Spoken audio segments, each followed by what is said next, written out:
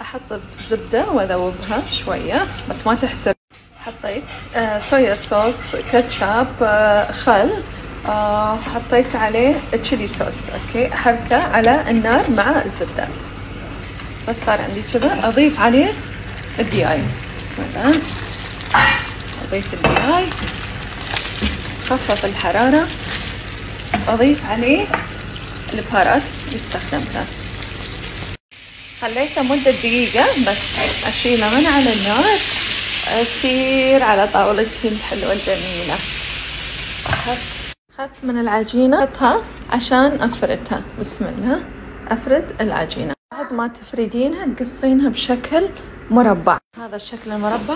الحين أخذ من الحشوة ماما أوكي وأحطها على العجينة.